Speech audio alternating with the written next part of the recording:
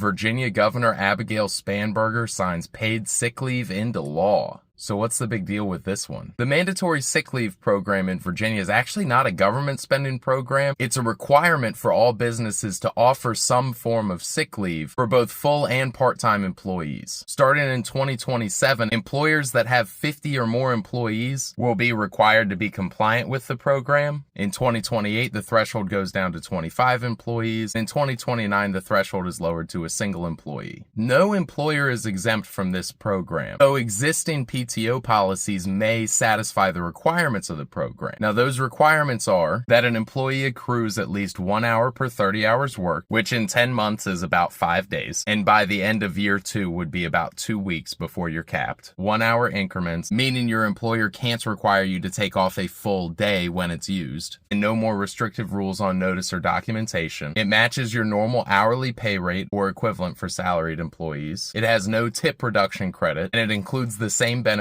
as hours worked, and that unused leave carries over to the following year with no requirement for payout or cash out upon termination or separation. This time can be used if you or a family member has illness, injury, or health condition, a medical diagnosis, care, treatment, preventative care, or even safe leave for domestic violence or sexual assault or stalking. If this is time taken for a foreseeable event, such as a doctor's appointment, then the employee must in good faith notify their employer about the time off. An employer cannot require an employee to find their own replacement, nor can they require the employee to make up the time elsewhere. If you work in a facility that has, say, a mandatory outage where an employee must use PTO, it cannot leave employees with insufficient leave later when they actually need it for sick leave. And it cannot violate the employee-driven nature of the leave. If you work somewhere that already has a PTO policy, it's likely that your employee handbook will be updated at the end of this year to carve out that 40 hours that specifically matches these provisions. If you work somewhere that doesn't already offer PTO, then you'll see this change coming up in the next year. Near the end of this year, we'll see more Department of Labor inquiry guidance on exactly what these policies should look like. Until that guidance is issued, there's still a little bit of gray area that's going to leave employees and employers a little bit confused.